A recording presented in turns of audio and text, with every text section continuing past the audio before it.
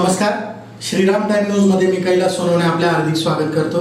सुरुवातीला पाहूया 24 तासातील ताज्या घडामोडी।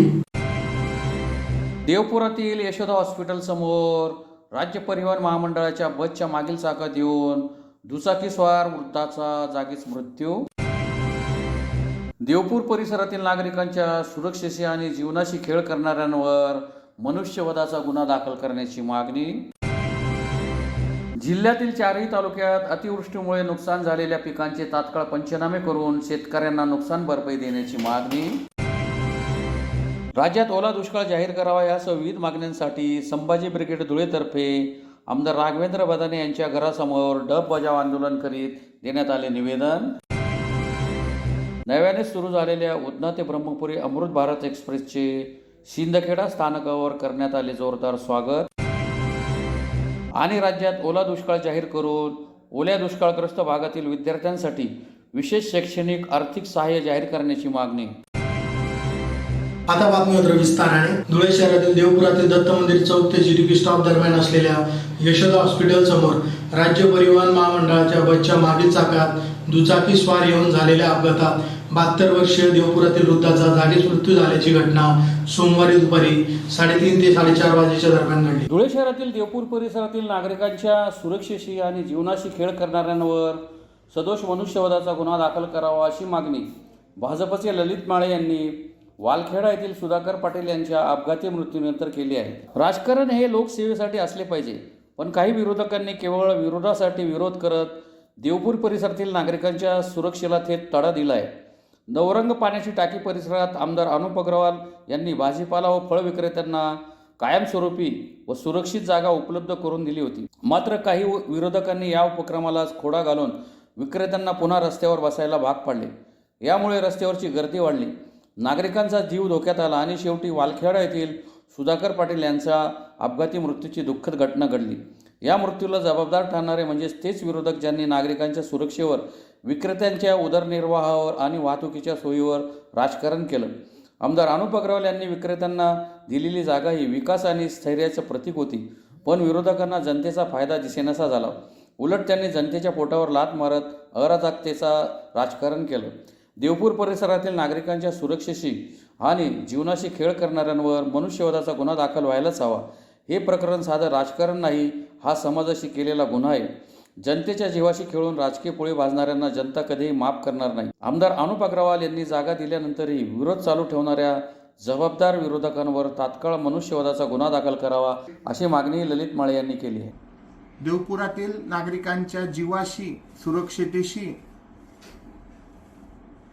खेळणाऱ्या राजकारण्यांवर मनुष्यवधाचा गुन्हा दाखल करा अशी मागणी आम्ही आज करत आहोत। 2020 पासून आम्ही देवपुरातील भाजी विक्रेत्यांसाठी, फळ विक्रेत्यांसाठी नवरंग पाण्याची टाकी किंवा देवरे हॉस्पिटलच्या बाजूला जागा द्या अशी मागणी आम्ही वेळोवेळी करत आलेलो आहोत। 5 वर्षानंतर माननीय धुळे शहराचे धर्मयोद्धा आमदार यांनी नवरंग पाण्याची टाकी या ठिकाणी उपलब्ध करून दिली।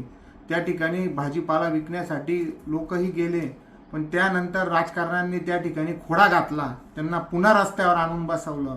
रस्त्यावर अक्षरशः जागा नसताना भाजी विक्रेते, ती भाजी घेणारे, त्याच्यानंतर येणारी वाहतूक एवढ्या मोठ्या प्रमाणावर असते आणि आज पुन्हा चौथा बळी गेला।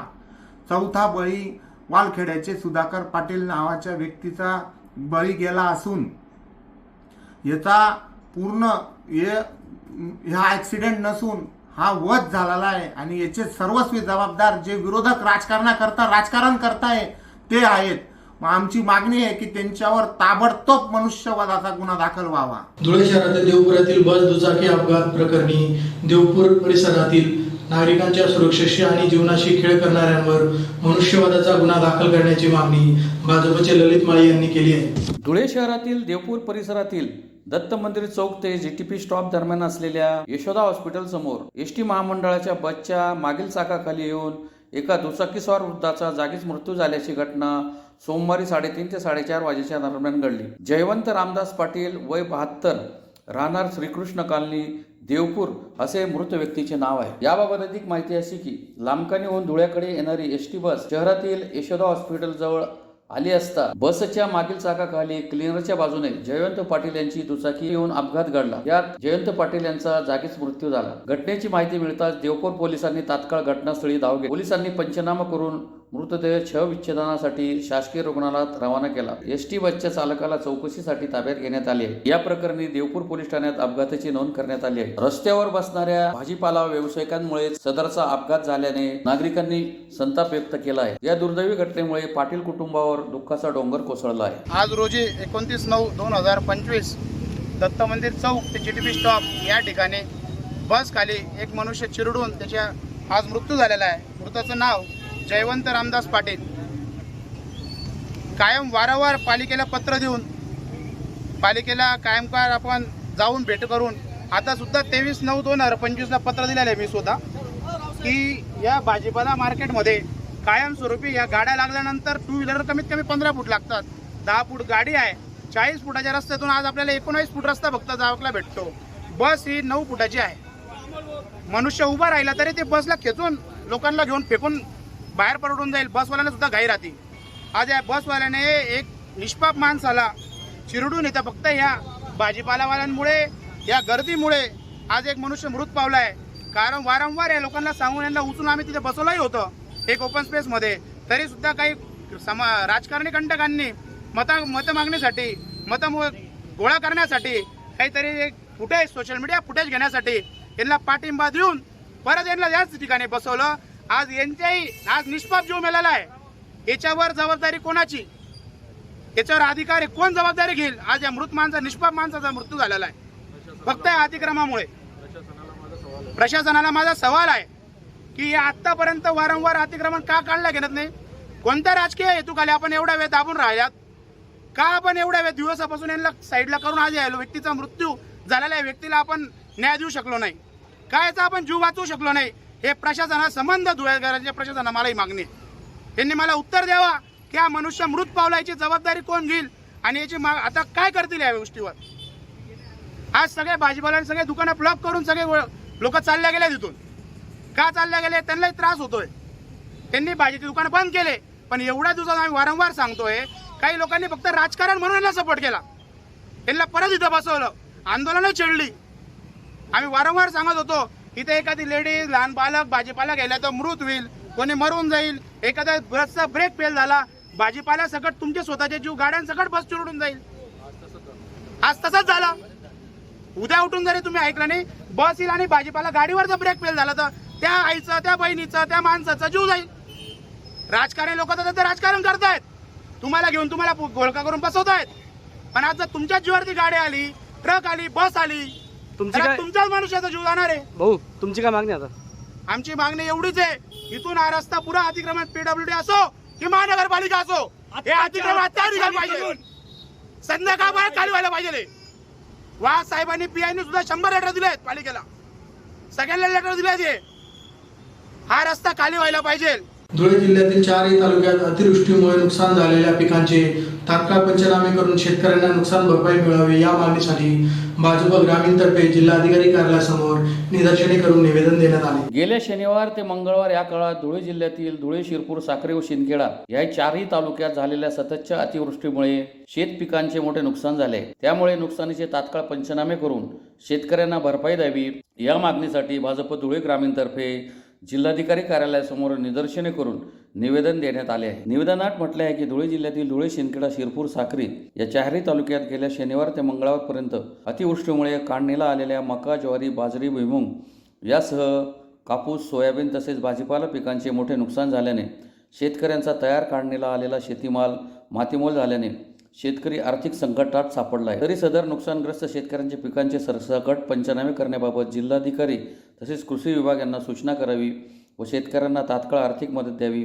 अशी मागणी करण्यात आली आहे. यावेळी आमदार अनुप अग्रवाल, भाजप जिल्हाध्यक्ष रामकृष्ण कालाने, महिला मोर्चा जिल्हाध्यक्ष धरती देवरी, शहर जिल्हाध्यक्ष गजेंद्र आंपळकर, भाजप जिल्हा उपाध्यक्ष प्रवक्ते देवेंद्र पाटील, शांताराम पाटील, मंडलाध्यक्ष प्रवीण पवार, राजेंद्र शिंदे, रवींद्र माळी, शेतकरी संघटनेचे शांतुभाई पटेल, नारायण माळी, दीपक जाधव आदींसह शेतकरी उपस्थित होते. आपल्या धुळे जिल्ह्यात विशेष करून धुळे तालुक्यात, शिंदखेडा तालुक्यात, साक्री, पिंपळनेर या ठिकाणी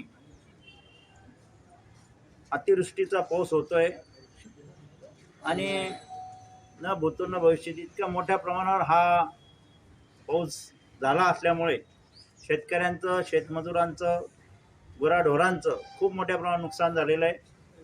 शेतामध्ये तलावाचं स्वरूप आल्यामुळे आजची पिकं, शेतकऱ्यांची आजची पिकं हे गेलेली आहेत. शेतकऱ्यांना त्या डोळ्यात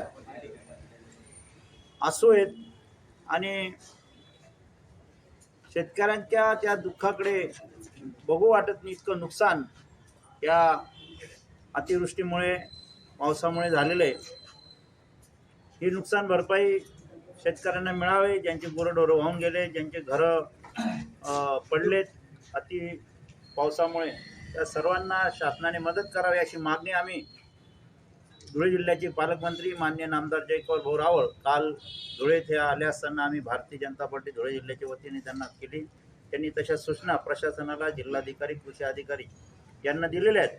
आणि तसं पालकमंत्र्यांनी एक सूचनापत्र आमच्याकडे दिलं होतं. ते पत्र घेऊन आज आम्ही जिल्हाधिकारी यांना भेटून विनंती केली आहे की आपण त्वरित प्रशासनाला, तसेच तलाठी, तहसीलदार, सर्कल, कृषी अधिकारी यांना प्रत्यक्ष फील्डवर जाण्यास सांगावे. कारण अजूनही अनेक ठिकाणी पंचनामे झालेले नाहीत. शेतकरी त्या कृषी विभागाला आणि महसूल, तलाठी, सर्कल यांना विनंती करतात की आपण प्रत्यक्ष येऊन पंचनामे करावे. मात्र अजूनही ते फील्डवर पोहोचत नाही. फील्डवर त्यांनी त्वरित जावं अशी विनंती आम्ही जिल्हाधिकारी यांना केलेली आहे. आणि प्रशासनाने अलर्ट राहावं अशा बाबतीत पालकमंत्री नामदार जयकुमार रावळ यांनी सूचना दिलेल्या आहेत. आणि सर्व ओला दुष्काळग्रस्त शेतकऱ्यांना जास्तीत जास्त नुकसान भरपाई द्यावी. गुराढोरांचं ज्यांचं नुकसान झालंय त्यांना नुकसान भरपाई द्यावी. ज्यांची घरं पडझड झाली त्यांनाही नुकसान भरपाई द्यावी अशी आम्ही भारतीय जनता पार्टी धुळे जिल्ह्याच्या वतीने आज आमच्या सोबत आलेले शेतकरी संघटना, शरद जोशी साहेब या सर्व पदाधिकाऱ्यांच्या वतीने आम्ही विनंती प्रशासनाला करत आहोत. त्यांनी त्वरित दखल घ्यावी ही विनंती. संपूर्ण महाराष्ट्रात ओला दुष्काळ जाहीर करून पूरग्रस्त आणि शेतकऱ्यांना तात्काळ भरघोस मदत द्यावी. संपूर्ण कर्जमाफी करून हेक्टरी 1 लाख रुपये अनुदान द्यावे या मागणीसाठी संभाजी ब्रिगेड धुळेतर्फे आमदार राघवेंद्र बदाने यांच्या घरासमोर डब बजाव आंदोलन करीत निवेदन देण्यात आले. संपूर्ण महाराष्ट्रात ओला दुष्काळ जाहीर करून पूरग्रस्त आणि शेतकऱ्यांना तात्काळ भरघोस मदत द्यावी. संपूर्ण कर्जमाफी करून हेक्टरी 1 लाख रुपये अनुदान द्यावे या मागणीसाठी संभाजी ब्रिगेड धुळेतर्फे आमदार राघवेंद्र बदाने यांच्या घरासमोर डब बजाव आंदोलन करीत आमदारांच्या मार्फत मुख्यमंत्र्यांना निवेदन देण्यात आले. निवेदनात म्हटले आहे की गेल्या काही दिवसांपासून संपूर्ण महाराष्ट्रात झालेल्या अवकाळी पावसाने व महापुरामुळे शेती, घरदार, जनावरे आणि संसारोपयोगी साहित्याचे प्रचंड नुकसान झाले. शेत जमिनी खरडून गेल्या असून हातात आलेले पीक वाहून गेल्याने शेतकरी हवालदिल झालेत. अनेक गावे पुराखाली गेल्याने कुटुंबाच्या कुटुंब उद्ध्वस्त झाले. त्यामुळे शेतकऱ्यांना संपूर्ण कर्जमाफीसह हेक्टरी 1 लाख रुपये अनुदान मिळावे. तसेच गुराढोरांच्या बाजारभावानुसार नुकसान भरपाई द्यावी. पूरग्रस्तांना कोणतेही नियम व निकष न लावता तातडीने मदत पोहोचवावी. शेतीबरोबरच घरातील साहित्य, मुलांचे शैक्षणिक साहित्य आणि संसारोपयोगी वस्तूंचे मोठे नुकसान झाले असून त्याची योग्य ती भरपाई करण्यात यावी. संपूर्ण राज्यातील पूरग्रस्तांना आधार देणे ही सरकारची प्राथमिक जबाबदारी असल्याचे निवेदनात नमूद करण्यात आले. या आंदोलनात जिल्हाध्यक्ष हेमंत बडक, जिल्हा सचिव महेश पाटील, नितीन पाटील, सतीश पाटील, शरद बागोल, दीपक नांद्रे, नानाभाऊ शिरसाट, डॉक्टर अमोल बोरसे, नितीन जाधव, अनिल देसले, भूषण बागोल, कैलास देसले, डॉक्टर नागेश पाटील आदी सहभागी झाले होते. महाराष्ट्रामध्ये अतिवृष्टीमुळे शेतकऱ्यांचे अतोनात नुकसान झालेले आहे. शेतकऱ्यांचे काय, पण जनतेचे सुद्धा घर पाण्याखाली आलेले आहेत. त्यांचे संसारही उद्ध्वस्त झालेले आहेत. अशा सर्व पीडित लोकांना शासनाने तात्काळ मदत करावी. ज्या योजना आहेत त्या योजनेचा निधी इकडे वळवून 2 महिन्यासाठी त्यांनी हा निधी पीडितांना देण्यात यावा. हेक्टरी 1 लाख रुपये शेतकऱ्यांना मदत करण्यात यावी व ज्यांचे संसार उद्ध्वस्त झाले आहेत त्यांना संसारोपयोगी वस्तू व त्यांना आर्थिक मदत करण्यात यावी अशी मागणी आम्ही आमदार साहेब रामभाऊ बदाने यांच्याकडे करण्यात येणार आहे. त्यांनी हा विषय विधान भवनामध्ये हा विषय मांडायचा आहे व माननीय मुख्यमंत्री साहेब व कॅबिनेट मध्ये हा विषय मांडून लवकर हा विषय तात्काळ मार्गी लावायचा आहे. एवढ्या 8 दिवसात जर ओला दुष्काळ जाहीर नाही केला तर संभाजी ब्रिगेड महाराष्ट्रात, संपूर्ण महाराष्ट्रामध्ये तीव्र आंदोलन स्वरूपात आंदोलन उभं करेल. ही असं देतो. आज आमच्या निवासस्थानाच्या समोर संभाजी ब्रिगेड धुळे व अखिल भारतीय भ्रष्टाचार निर्मूलन संघर्ष समिती यांच्या वतीने आंदोलन आमच्या इथे करण्यात आलं व जे आपल्या सर्व धुळे तालुक्या व जिल्ह्यातली जी परिस्थिती आहे की शेतकरी राजाला तोंडावर आलेला घास तो परमेश्वराच्या अवकाळी अतिवृष्टीमुळे हिरावून गेलेला आहे. आता मोठ्या प्रमाणामध्ये पंचनामा करण्याचे आदेश हे प्राप्त झालेले असून आम्ही काल स्वतः धुळे तालुक्यातल्या जवळजवळ मी स्वतः 20 गावांना दौरा केला. त्याच्यामध्ये एवढ्या मोठ्या प्रमाणामध्ये शेतकरी राजाच्या बांधापर्यंत आम्ही पोहोचलो.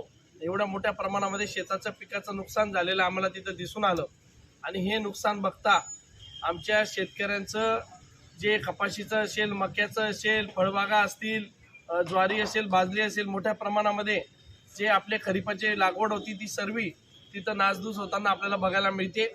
आणि म्हणून संभाजी ब्रिगेडची व सर्व शेतकरी राज्याची व तालुक्यातल्या तमाम जनतेची ही मागणी आहे की आम्हाला चांगली भरीव तरतूद आणि मदत मिळाली पाहिजे. मागच्या काळामध्ये अवकाळी पावसाचं आणि वारा धुळे तालुक्यामध्ये फेब्रुवारी, मार्च आणि एप्रिल महिन्यामध्ये आला होता. त्याच्यासाठी आम्ही स्वतःनी पाठपुरावा करून महाराष्ट्राचे मुख्यमंत्री देवेंद्रजी फडणवीस साहेबांच्या माध्यमातून आम्हाला तालुक्याला 17 कोटी रुपयाची मदत ही तिथे मागच्या काळात देण्यात आली. तिचे पैसेसुद्धा आता तहसील कार्यालयाला प्राप्त झाले. आता सर्व संबंध महाराष्ट्रभर पूर परिस्थिती असताना धुळे तालुकासुद्धा याच्यामध्ये मागं नाही. आम्ही पहिल्यांदा तर आमच्या पंचनामे झाल्याच्या नंतर जिथं 65 मिलीमीटरच्या वरती पाऊस पडलेला आहे त्या सर्व मंडळांना मदत 100% तिथं मिळणार आहे. पीक कापणी प्रयोग झाल्याच्या नंतरनं ज्या लोकांनी कपाशीचा पीक विमा काढला आहे 900 रुपयाचा त्या सर्व शेतकऱ्यांना तिथं पीक विमा सुद्धा 100% मिळणार आहे. आम्ही आता कलेक्टर साहेबांना निवेदन देऊन केंद्राकडे मागणी करणार आहोत की लाल्या रोगसाठीचं लाल जी कपाशी पडलेली आहे ते लाल्या रोगची कमिटी येते, कमिटी ठरवते तर लाल्या रोगचं अनुदान तिथं मिळतं. म्हणून लाल्या रोगची कमिटी पण आमच्या धुळे तालुक्याला, धुळे जिल्ह्याला पाठवावी व प्रत्यक्ष दर्शन तुम्ही ती शेतीचं पिकाचं स्वतः ऑब्झर्वेशन करा, निरीक्षण करा आणि मग तुम्ही प्रस्ताव पाठवा. म्हणजे लाल्या रोगचे सुद्धा पैसे हे येणाऱ्या काळामध्ये आमच्या शेतकरी बांधवांना मिळाले पाहिजे.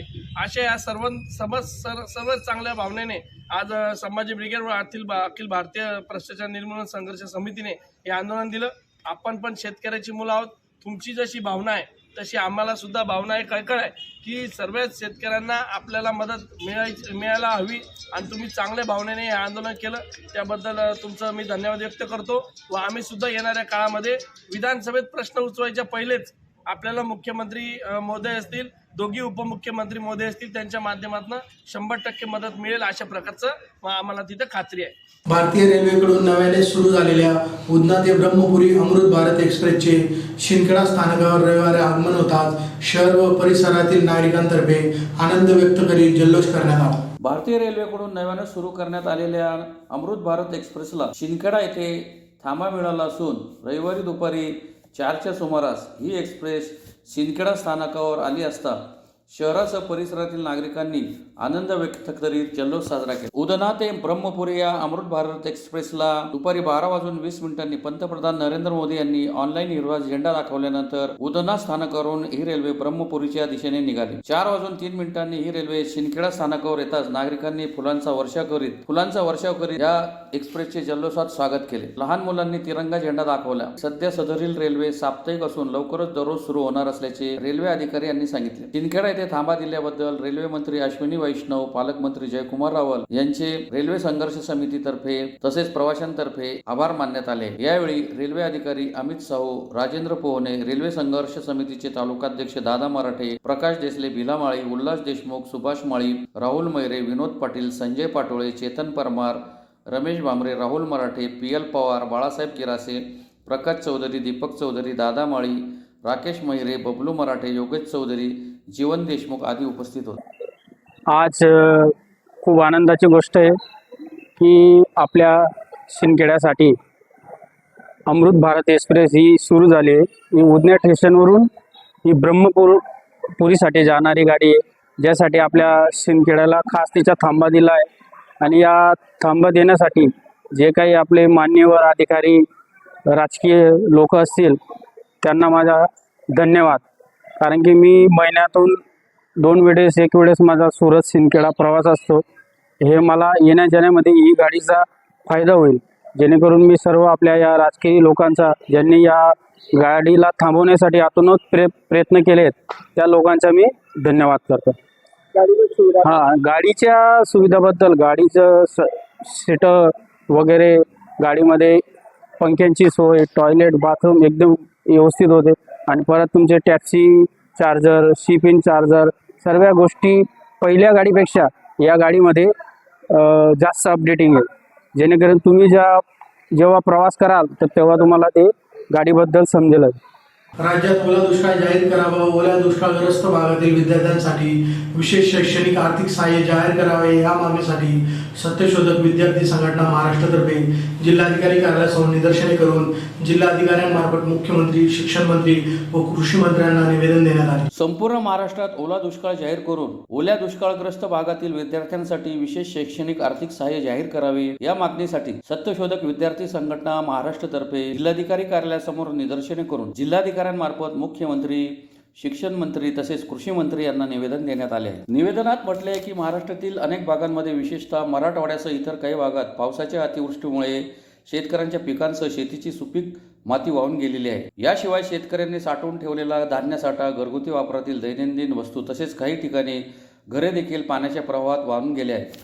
या सर्व परिस्थितीत शेतकऱ्यांचे कोट्यवधी रुपयांचे नुकसान झालेले आहे. या प्रचंड नुकसानीचा परिणाम फक्त शेतकऱ्यांवरच नाही तर त्यांच्या मुलांच्या शिक्षणावरही मोठ्या प्रमाणात होणार आहे. घरासह शैक्षणिक साहित्य नष्ट झाले आहे, त्यामुळे विद्यार्थ्यांचे शैक्षणिक भविष्य धोक्यात आले आहे. शिक्षणाच्या प्रवाहातून मोठ्या संख्येने मुले वगळली जाण्याची शक्यता आहे. शेतकरी एका वेळच्या जेवणाची सोय करण्यासाठी संघर्ष करत असताना आपल्या मुलांच्या शिक्षणाचा खर्च करणे त्यांच्यासाठी अशक्यप्राय ठरणार आहे. त्यामुळे शेतकऱ्यांच्या मुलांचे शिक्षण खंडित होऊ नये यासाठी सरकारने तात्काळ उपाययोजना करून ओला दुष्काळ जाहीर करावा व ओल्या दुष्काळग्रस्त भागातील विद्यार्थ्यांसाठी विशेष शैक्षणिक आर्थिक सहाय्य जाहीर करावे. ओल्या दुष्काळग्रस्त भागातील खाजगी शैक्षणिक संस्थांना या वर्षाचे आणि पुढच्या वर्षाचे शैक्षणिक फी माफ करण्याचे आदेश द्यावेत. शेतकऱ्यांना नुकसान भरपाई हेक्टरी 50,000 द्यावी. जे शेतमजूर आहेत त्यांना 10,000 रुपयांची तात्काळ आर्थिक मदत द्यावी, अशा मागण्या करण्यात आल्या आहेत. यावेळी सिद्धार्थ बागोल, केतन निकम, हर्ष मोरे, धनंजय जगताप, सिद्धार्थ बैसाने, निलिमा बांबरे, मयुरी जाधव, श्वेता गवळे, दिनेश बैसाने, विश्वजित वाघ, शरद वेंदे, संदीप बोरसे, धनराज जालटे आदी उपस्थित होते. जिल्हा अध्यक्ष सत्यशोधक विद्यार्थी संघटना, आज आम्ही जिल्हाधिकाऱ्यांना निवेदन दिलं आहे. आपल्या महाराष्ट्रात झालेल्या या ओला दुष्काळ घोषित करावे व शेतकऱ्यांच्या मुलांना शैक्षणिक साहित्य मिळावे, अशी आमची आज जिल्हाधिकाऱ्यांकडे मागणी होती. शेतकऱ्यांसाठी आमच्या मागण्या आहेत. शेतकऱ्यांची अतिवृष्टीमुळे झालेले नुकसान भरून काढण्यासाठी सरकारने तात्काळ ओला दुष्काळ जाहीर करावा. ओल्या दुष्काळात ग्रस्त भागातील विद्यार्थ्यांसाठी वेगळे विशेष शैक्षणिक आर्थिक सहाय्य जाहीर करावे. ओल्या दुष्काळग्रस्त भागातील खासगी शैक्षणिक संस्थांना या वर्षाची आणि पुढच्या वर्षाची शैक्षणिक शुल्क माफ करण्याचे आदेश घ्यावेत. शेतकऱ्यांना नुकसान भरपाई हेक्टरी 50,000 द्यावी. जे शेतमजूर आहेत त्यांना 10,000 रुपयाची तात्काळ आर्थिक मदत द्यावी. पुन्हा एक नजर ठळक घडामोडींवर. देवपुरातील यशोदा हॉस्पिटल समोर राज्य परिवहन महामंडळाच्या बसच्या मागील चाकात येऊन दुचाकीस्वार वृद्धाचा जागीच मृत्यू. देवपूर परिसरातील नागरिकांच्या सुरक्षेशी आणि जीवनाशी खेळ करणाऱ्यांवर मनुष्यवधाचा गुन्हा दाखल करण्याची मागणी. जिल्ह्यातील 4ही तालुक्यात अतिवृष्टीमुळे नुकसान झालेल्या पिकांचे तात्काळ पंचनामे करून शेतकऱ्यांना नुकसान भरपाई देण्याची मागणी. राज्यात ओला दुष्काळ जाहीर करावा यासह विविध मागण्यांसाठी संभाजी ब्रिगेड धुळेतर्फे आमदार राघवेंद्र बदाने यांच्या घरासमोर डब बजाव आंदोलन करीत देण्यात आले निवेदन. नव्याने सुरू झालेल्या उधना ते ब्रह्मपुरी अमृत भारत एक्सप्रेसचे शिंदखेडा स्थानकावर करण्यात आले जोरदार स्वागत. आणि राज्यात ओला दुष्काळ जाहीर करून ओल्या दुष्काळग्रस्त भागातील विद्यार्थ्यांसाठी विशेष शैक्षणिक आर्थिक सहाय्य जाहीर करण्याची मागणी.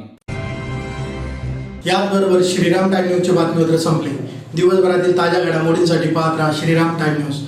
भेटूया पुढील प्रसारणात. तोपर्यंत नमस्कार.